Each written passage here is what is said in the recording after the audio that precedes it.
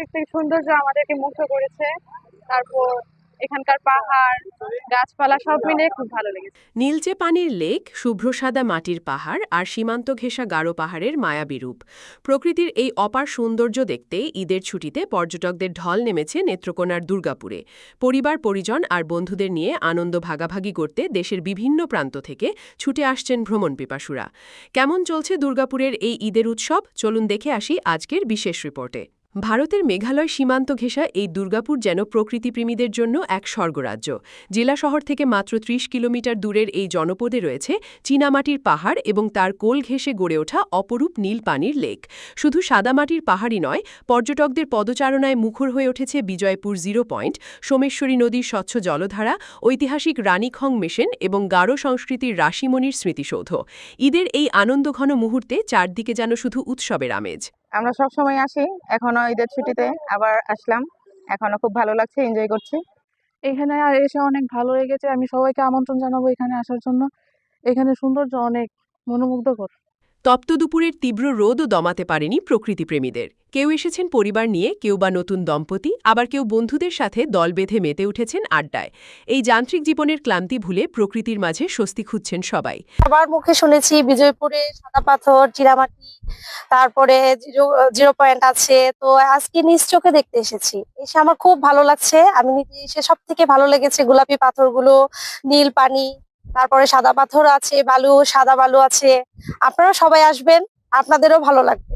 নিজের চোখে দেখলে বুঝতে পারবেন আমাদের প্রকৃতিটা কত সুন্দর। চোখ জুড়ানো পাহাড় আর লেকের নীল পানি দেখে মুগ্ধ ঘুরতে আসা দর্শনার্থীরা। স্মৃতির ক্যানভাস আর ক্যামেরার ফ্রেমে এই সুন্দর মুহূর্তগুলো বন্দী করতে ব্যস্ত সবাই। আমি আমার পরিবারের সাথে ঘুরতে এসেছিলাম, ঈদ উপভোগ করতে এসেছিলাম। আসলে আমাদের নেত্রকোনার মানুষ হিসেবে আমাদেরকে সবাই চিনে দুর্গাপুরের মাধ্যমে, যে আমাদের এখানে একটা এরকম পর্যটন কেন্দ্র আছে। এখানে আসলে সবাই সৌন্দর্য উপভোগ করতে পারে। প্রতি বছরই অনেক মানুষ হয়, এটা আমাদের একটা আইডেন্টিটি বলা যায়। এদিকে পর্যটকদের এই বিপুল আগমন শুধু আনন্দের বার্তাই আনেনি, চাঙা করে তুলেছে স্থানীয় অর্থনীতিকেও। স্থানীয় বাসিন্দারা জানিয়েছেন, ঈদের এই মৌসুমে দর্শনার্থীদের উপচে পড়া ভিড়ের কারণে ভালো আয় হচ্ছে হোটেল, রেস্তোরাঁ ও পরিবহন চালকদের। ফলে পর্যটনকে কেন্দ্র করে এই অঞ্চলের মানুষের এক বড় কর্মসংস্থানের সুযোগ সৃষ্টি হয়েছে। আমাদের সাদামাটি যারা ঘুরতে আসে তাদের আমরা ক্যামেরায় বন্দি করে আনন্দ তুলে ধরি এবং অনেক সুন্দর একটা জায়গা। বিভিন্ন এই স্পটে বিভিন্ন জায়গা থেকে এলাকার লোক ঘুরতে আসে। তাদেরকে আমরা যতটুকু সেবা দেওয়ার দরকার ততটুকু আমরা সেবা দিই। তাদের মাধ্যমে আমাদের একটা রিজিক চলার মতো একটা সুযোগ হয়েছে, কাজ হয়েছে, আমরা চলতে পারতেছি। এবার আশা করি আমাদের ঈদে ইনশাল্লাহ তাদের মাধ্যমে আমাদের একটা ভালো একটা ইনকাম হবে।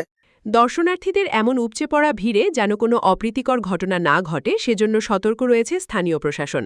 দুর্গাপুর উপজেলা নির্বাহী কর্মকর্তা জানিয়েছেন, সাদামাটির পাহাড়সহ প্রতিটি দর্শনীয় স্থানে পর্যটকদের সার্বিক নিরাপত্তা নিশ্চিতে প্রশাসনের বিশেষ টিম এবং আইন শৃঙ্খলা রক্ষাকারী বাহিনী সার্বক্ষণিক তৎপর রয়েছে।